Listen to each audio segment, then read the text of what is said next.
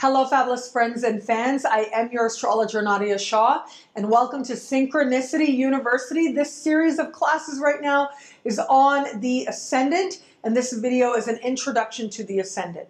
Now, regardless of what system of astrology you're using, what school of astrology, how it is, what philosophical thought you bring to interpret the chart, regardless of all that, the Ascendant is universally considered possibly the important, or at least one of the top three most important points in the chart.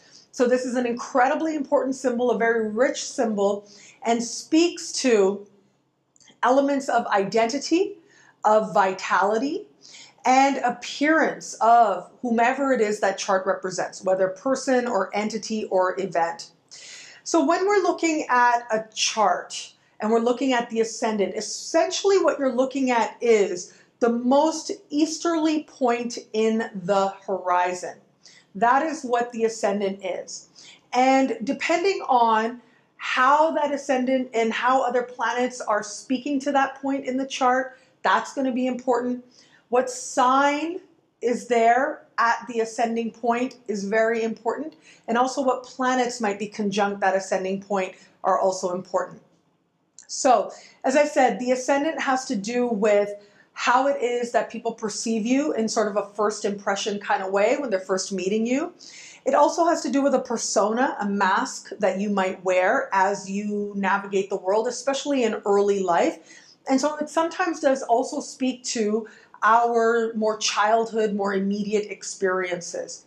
There's also a connection with what is most important to us and how that links to identity. So when you say, I am shy, when you say something like that, that is speaking to, or most likely speaking to, how you understand what's happening in your first house. And the Ascendant is the doorway. It is the gateway to the entire chart, but the gateway to the first house as well.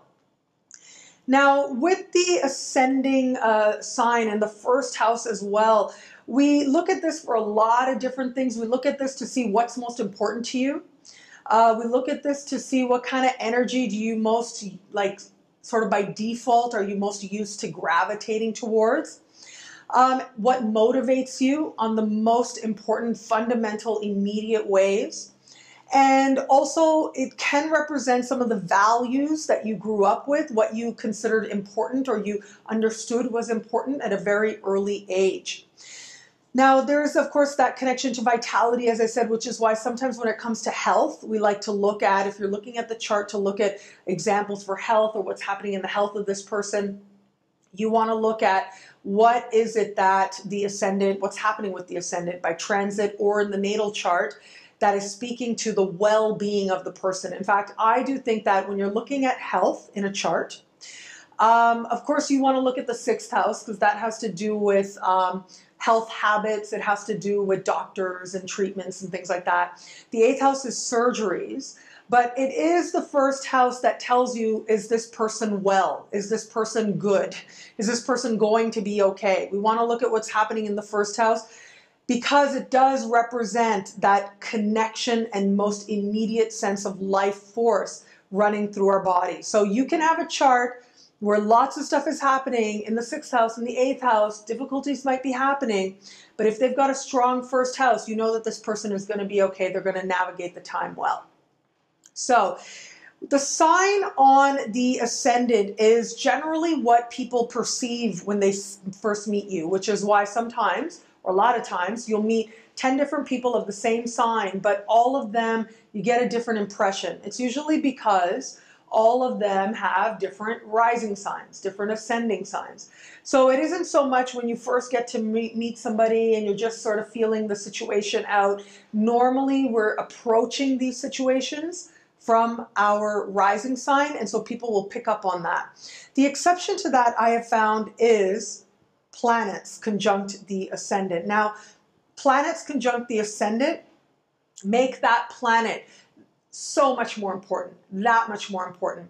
Planets conjunct the Ascendant. What I found with this is it tends to subdue the sign a little bit and magnify the archetype of that planet and also what sign that planet rules. So for example, let's say you have a Cancer ascendant, but you've got Mars conjunct the ascendant. Well, chances are that a lot of times people may not pick up on the Cancer ascendant. They're picking up on the Mars energy. They may interpret you as an Aries because they feel that sense of personal presence and power that having Mars on the ascendant can have, the impression that that can lead to. Again, let's say you have a Cancer ascendant, but you've got Saturn on the ascendant.